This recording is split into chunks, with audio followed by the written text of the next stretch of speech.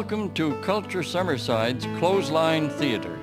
We have been waiting for you to tune in to hear tales of Prince Edward Island, a place of history and some mystery.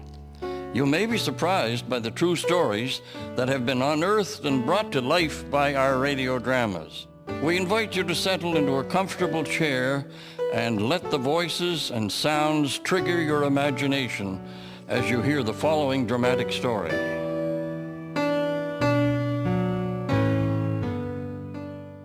The news of the sudden death of King George VI of England on February 6, 1952, stunned his subjects around the world, including those in the small town of Summerside, Prince Edward Island. Plans around the king's burial and the ascension to the throne by Princess Elizabeth were followed in the coming days with great interest. The students of Summerside High School had never known a queen, and the topic evoked stimulating discussion in the classroom.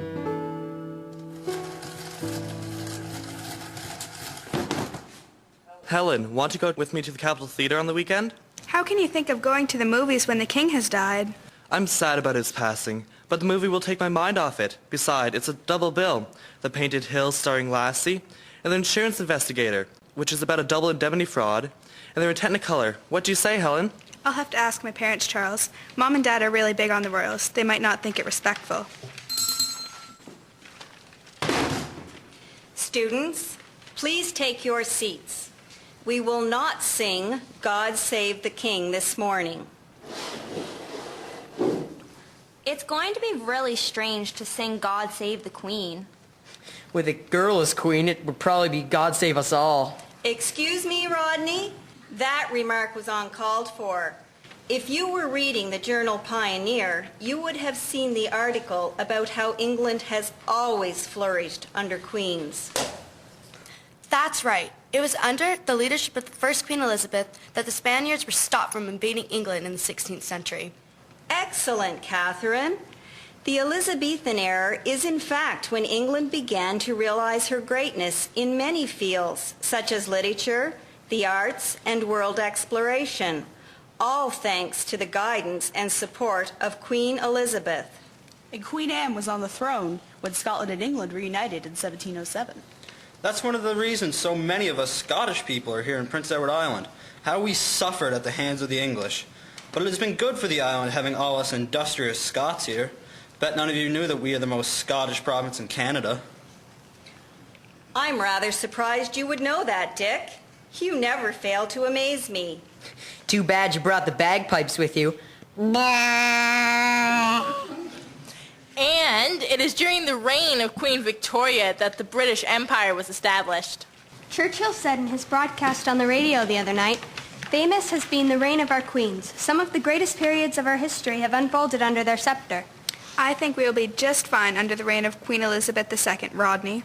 She is young at 25, but then Queen Victoria was only 18.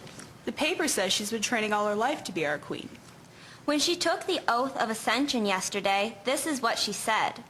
"I pray that God will help me to discharge worthily the heavy task that has been laid upon me so early in life." I just love her accent. I think it is interesting that the day Queen Elizabeth II took the throne was the anniversary date of Queen Elizabeth I executing Mary Queen of Scots 365 years ago. Hope this queen doesn't have a thing for Scottish blood. Things like that don't happen anymore, Jack. I think she will be a most beautiful queen. Remember last year when she and the Duke came to Charlottetown and students got to go down on the train to see her? The princess was gorgeous when she walked by, just like a movie star. The Duke was pretty dreamy. I'll always remember when they came out of the balcony at Province House. My father, Councillor Morrison, represented Summerside and had a long conversation with her. He even took Elizabeth and me with him, and we got to listen in. I don't remember what they were talking about, but it sounded smart, didn't it, Elizabeth? It did. My mother is in love with the royals. She just hates Wallis Simpson. She named me after Princess Elizabeth's mother, Queen Elizabeth. Lucky for you that you weren't a boy. I'm going to write the new queen and ask her for a picture. Yeah, I bet that'll be on the top of her to-do list. Send Lorraine Pino of Summerside a picture. Lorraine Pino did write Queen Elizabeth a letter requesting her photograph. In reply, according to the newspaper, she received a very nice letter from the Queen's Lady-in-Waiting stating that due to rules in these matters, it would be impossible to send a picture, and the Queen had commanded her to write an explanation. The letter came by way of Government House in Ottawa with a cover letter from the Governor-General's secretary. The federal cabinet has declared February 15th, the day of the King's burial, a holiday for all Canadians as a day of general mourning. Wow, day off school. Way to go.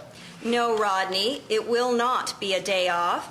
You will attend one of the 3 services planned for Summerside, and I expect a written report on what the ceremony meant to you. But Mrs. Scott, you can't tell me to do that on my day off. This is not a normal day off school. It is a day set aside to show respect, and my students will uphold the principles of civility. So without exception, every one of you will have that report on my desk the following school day. I'll write down the times and places so you will have no excuse. All I'm getting out of the King's death is more work. And a new queen. God save the Queen.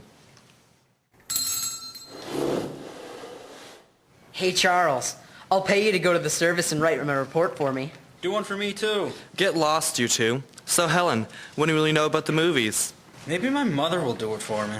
On February 15th, 1952, the burial date of King George VI, 3 services in memory of the late monarch were held in the town of Summerside. The Anglicans held services in St. Mary's in Summerside and at St. John's and St. Eleanor's. The Presbyterian Church was the site for the service for the congregations of the Baptist, United, Christian, and Presbyterian churches. The Legion held a service for veterans, federal and provincial government representatives, members of the Imperial Order of the Daughters of the Empire, the RCMP, Legion Auxiliary, Girl Guides, and Boy Scouts.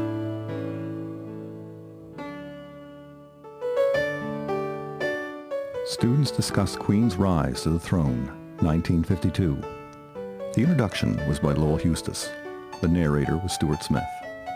The actors were Shelley Stetson, Paige Cameron, Kennedy Crossland, Jill McIntyre, Monica Canny, Sidney Gillis, Tala Boone, Wayne Gallant, Chad Perry, Dempsey Perry, and Justin Campbell. Musician was Christine Anderson Gallant. Foleys were Krista Carruthers, Alexandra Gallant, Jamie Webster, and Sabrina Webster. Recording artist was Peter Gallant. Scripts were written by Marlene Campbell. Scripts were researched by Jean McKay. Prop managers were Carol McFarlane and Sabrina Webster. The production was brought to you by Culture Summerside through the support of Canadian Heritage.